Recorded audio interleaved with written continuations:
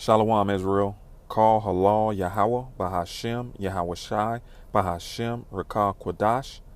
Double honors to the apostles of Great Millstone for teaching me this truth and who rule well. And a sincere salutations to the house of David. You Akim pushing this truth to the four corners of the earth in all truth and all faith and in all sincereness. Risking and putting your lives on the line daily for the names Yahweh, Yahweh Shai. It's Zakar'Yah coming at you with another lesson. Lord's willing, it be edifying. Under pressure to combat misinformation on its platform, YouTube announced on Wednesday it will block all anti-vaccine content on the streaming site.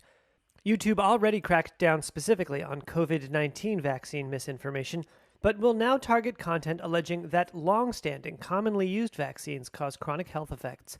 The Washington Post reported that YouTube, owned by Google parent Alphabet, will take down several channels and ban prominent anti-vaccine activists, including attorney Robert F. Kennedy Jr.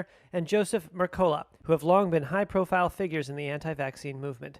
The move comes as YouTube and other tech giants, such as Facebook and Twitter, face criticism for not doing enough to stop the spread of false health information on their sites. And they're killing people. U.S. President Joe Biden in July said COVID-19 misinformation spread on social media was, quote, killing people. Even as YouTube takes a tougher stance on misinformation, it faces backlash around the world. Moscow on Wednesday expressed outrage after YouTube deleted a Russian state broadcaster's German-language channels for what the site said were breaches of its COVID-19 misinformation policy. Russia called the move, quote, unprecedented information aggression and threatened to block YouTube. Certainly. And Ben, I know this topic is one that hits close to home for you. Does this boil down to YouTube becoming a publisher? You and I talk about this all the time, rather than a platform. I mean, effectively, they're the arbiter of what's true, or the gatekeeper of information. I mean, how do their TOS, terms of service, how does that sit with you? Yeah, well, it makes no sense at all. As you know, Manila, I have a YouTube channel that was just permanently deleted. I was banned from YouTube last week. Over 100 million views, 10 years worth of journalistic work, all taken off in a single day. And the reason for that is because YouTube states it's medical misinformation. That's what they're claiming, which I assume is the same claim they're making about these two channels out of RT, that it's medical misinformation. The problem is when you go to YouTube, as I did, and you say, so what specifically did I do that was medical misinformation? Because in my case, I can tell you, I quoted the CDC. By just publishing CDC numbers, that was considered medical misinformation. By the way, that was my third strike. You get 3 strikes before they take you off. But the time before that was quoting the Journal of the American Medical Association and the German government, and they called that medical misinformation. So the problem is that when you appeal and you ask YouTube, wait a minute, what did I do that was misinformation? Certainly as a journalist, my job literally is to share data that comes from government sources. They don't respond to you. They won't tell you what you've done. They just say, we're getting rid of your channel. So I agree with George that I think what's happening here, because this isn't a German government decision, right? This is a YouTube decision. This is Matthew chapter 24 and verse 14. And this gospel of the kingdom shall be preached in all the world for a witness unto all nations, and then shall the end come. Now, how is this gospel being preached throughout the entire world? Okay. Amos chapter 3 and verse 7. And it reads, surely the Lord power will do nothing, but he revealeth his secrets unto his servants, the prophets.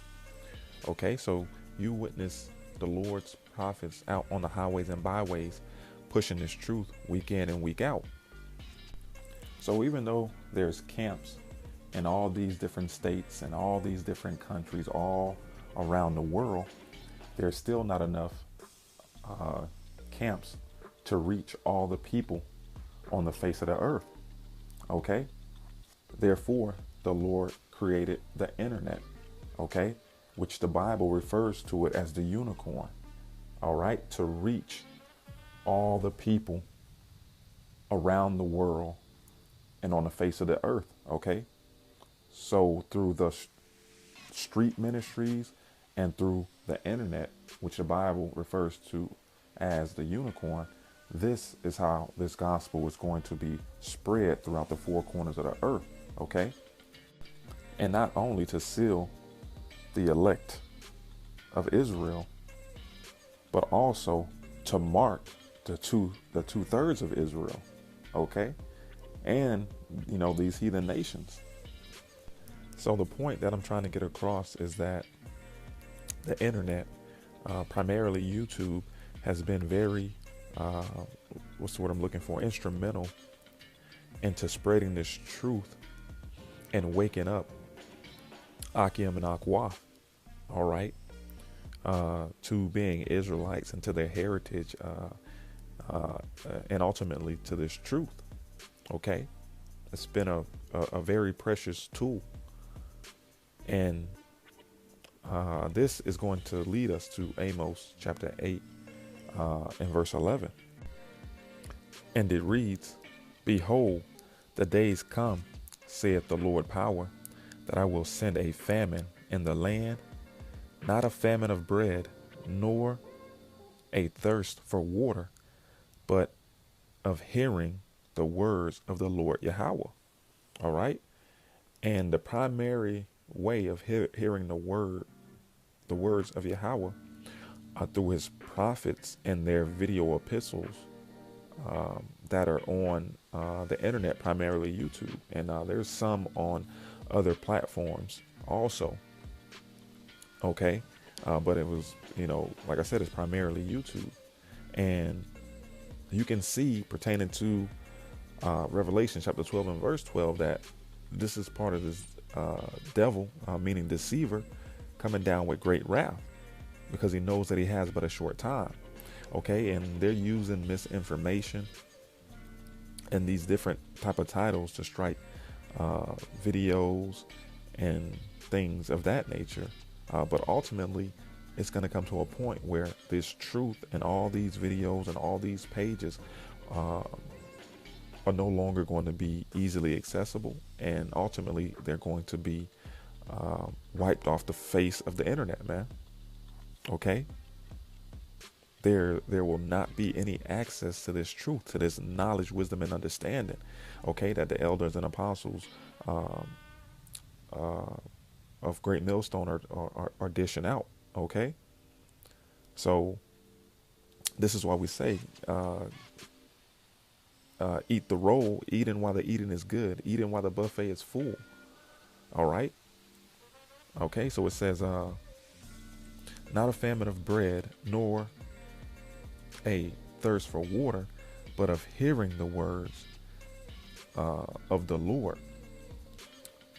12, and they shall wander from sea to sea, and from north even to the east.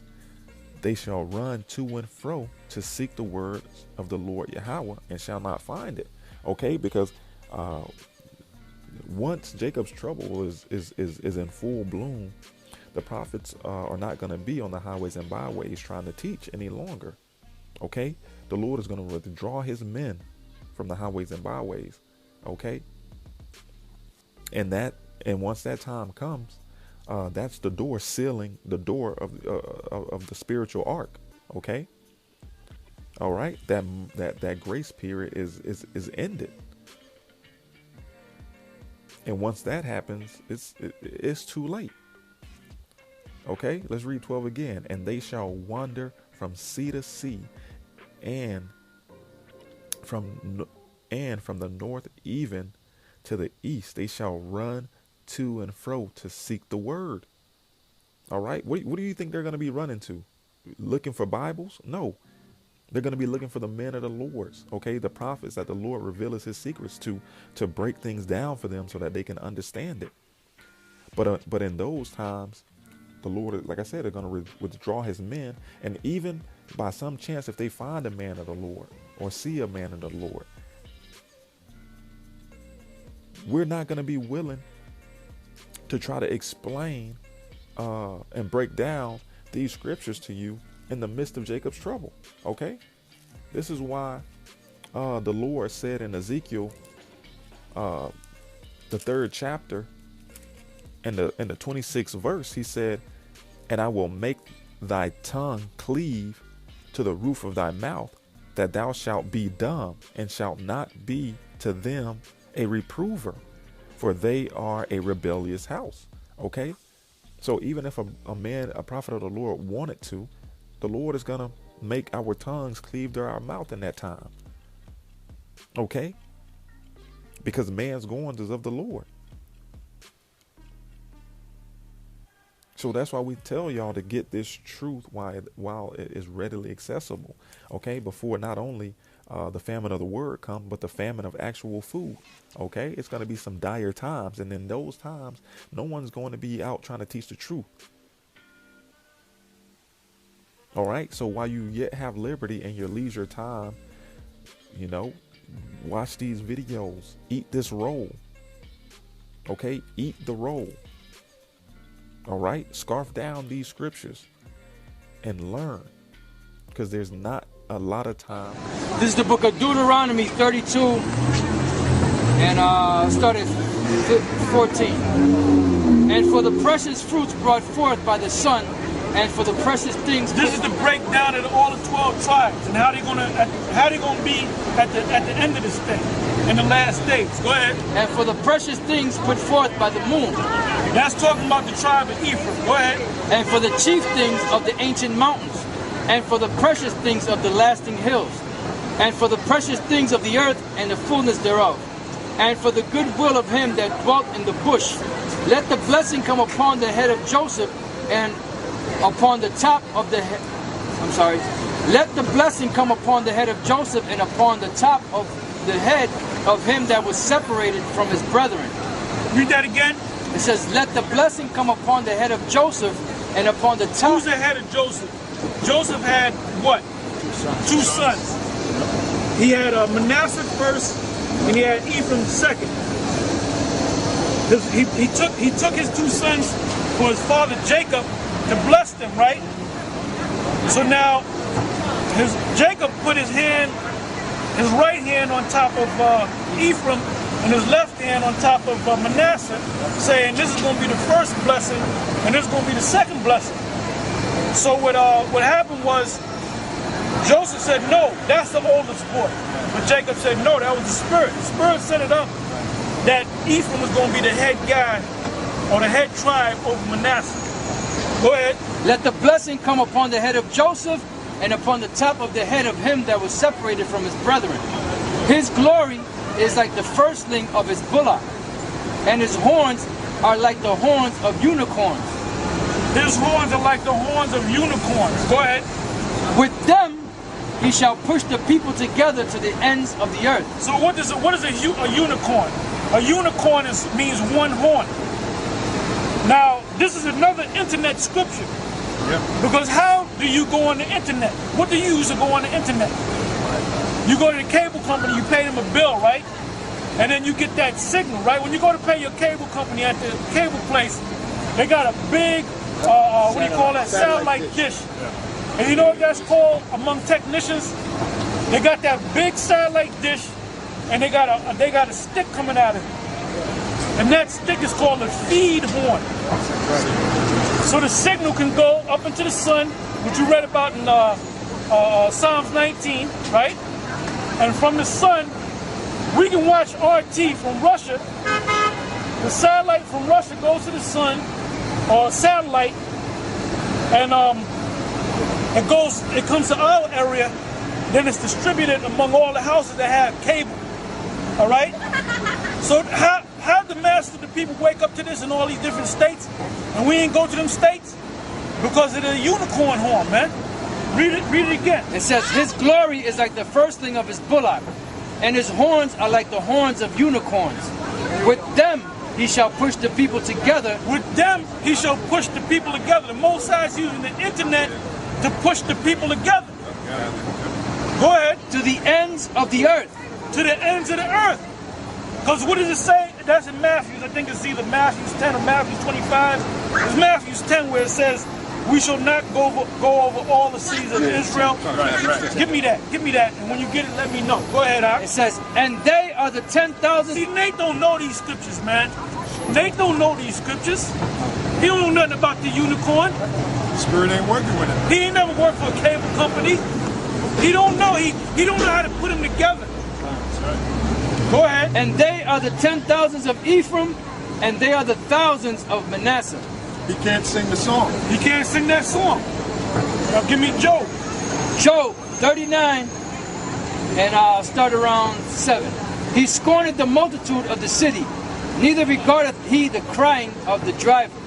The range of the mountains is his pasture, and he searcheth after every green thing. Stop. The range of his what? Of the mountains is his pasture. What mountains is it talking about? It's talking about the different governments. Go ahead. And he searcheth after every green thing. The green thing represent Israel. Go ahead. Will the unicorn be willing to serve thee? The unicorn is that feed horn, that the web, the internet. Go ahead. Or abide by thy crib? Or abide by thy crib. When you go on the internet, where you at? You in your crib, right? Go ahead. Canst thou bind the unicorn with his band in the furrows? Or will he harrow the valleys after thee? With his band. Usually you got bandwidth. You got bandwidth. Go ahead. Right. Canst thou bind the unicorn with his band in the furrows? Or yes, you can, because you can click, enter, Google, blue letter, this document, that document, check out this video, go to that video. So we can control that. That's why they want to do away with the internet, man. Yeah. J. Rockefeller. Go ahead. Or will he harrow the valleys after thee? Will thou trust him because his strength is great? We do trust him, man. We said we're going to put up these videos, and we're going to trust that these videos go out throughout the whole earth by the strength of the unicorn to gather home the seed of the people, which are Israel. Go ahead. Because his strength is great? His strength is great. Go ahead. Or wilt thou leave thy labor to him? You make a video, you put it up, 1 million people can watch it, 1 billion people can watch it. Go ahead. Wilt thou believe him? Wilt thou believe him, trust in him? That he will bring home thy seed? That he will bring home thy seed. Doing just that. All right? Now, there's a Hebrew word, Zakar'Yah. Right. Does anybody know what that means? Zakar'Yah, what does it mean? That's exactly what it means. He is the seed of the power. That's another name for Israel. Zakar'Yah. All right? There's another name for Israel. Yashuan, Jeshwan. Jeshwan, wax fat, and kick. That's another name for Israel. That means the first. All right? Wilt thou believe him that he will bring home thy seed and gather it into thy barn? And gather it into thy barn. All right? And the barn is a small sanctuary. It's not a big sanctuary. This is 2 Ezra chapter 6, verse 20. And when the world that shall begin to vanish away shall be finished, then will I show these tokens. The books shall be opened before the firmament, and they shall see all together. We're reading out the book, man. And if you search high and low in this book, you ain't gonna find 501c3. Nowhere. All right? That's right. Yeah, so basically the Lord's saying that when the world is finished, when the end comes, you're going to know that the end is here because the books are going to be open in the firmament of heaven. Now, you're not going to go up into the ozone, because the firmament is an ozone layer. You're not going to go up into the firmament and start reading at the top of your lungs for people to see you. What's out there? Those satellites. And what happens is we record this, put it on YouTube or whatever other avenue they got. The signal will send it to the satellite, and it'll send it back down to all the different people's homes, and they actually see it. So basically the books are being opened before the firmament because we're at the time of the end now. And the mysteries are being revealed? That's right. That's an example of the books being opened. By who? By GMS. By GMS. And we have to say that. More governments are kicking people off the internet than ever before. It usually happens during politically sensitive times, like elections, protests, and conflicts. Last year, governments shut down the internet more frequently than in previous years, according to a digital rights group that started tracking the practice in 2011. For instance, in India, it happened in parts of the country more than 100 times. Authorities say shutdowns help stop unrest and the spread of fake news, and even prevent cheating on school exams. Advocates for an open internet say shutdowns can cripple economies and disrupt daily life, all while curtailing civil rights. So here's how governments can kick you off the internet. Usually when you type in a URL or hit an app icon, the domain name system looks up that address and resolves it to a string of pre-assigned numbers. In under a second, you can usually connect to the server and access the site. If the government wants to block access to a specific site, it can request the internet service provider to interfere with the DNS traffic. The provider can then redirect traffic so it never reaches those servers. This happened last year at the height of a political crisis in Venezuela, when opposition leader Juan Guaidó tried to seize power from President Nicolas Maduro. Guaidó was standing with soldiers outside a military base when he began live streaming on Twitter. Es el momento. El momento es ahora. He called people to rise up against President Nicolas Maduro. While Guaidó's call to action ricocheted across the world, at home, his message was blocked for a large number of internet users. This chart shows that Venezuela's state-run internet provider restricted access to social media. The company didn't respond to a request for comment. We're looking at something similar to radio censorship or TV censorship, when authorities might bleep out part of a sentence or a speech. Alp Toker is the founder of an internet advocacy group called NetBlocks. He says it's surprisingly easy for the government to turn off access to specific sites. This is basically an engineer with a button on the switch. When they see something they don't like, they press the button. But authorities can be more subtle in how they control the internet, not just by blocking sites, but by simply slowing down the connection. This is called throttling. So it looks like your apps are still running when in fact the interference is at a level that makes using the internet painful. So the video you're trying to watch on YouTube becomes very low res, or it keeps loading. We spoke to network engineers who monitor internet censorship, and they say that it's even hard for them to really pinpoint the specific reason behind a slow connection.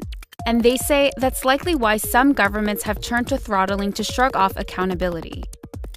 In some extreme cases, governments can order service providers to turn off the internet completely. This happened last year during anti-government protests in Iraq, when the internet was cut off. You connect the Wi-Fi and open the browser, there is nothing. And the provider sent us messages, we are sorry because the government cut off the internet.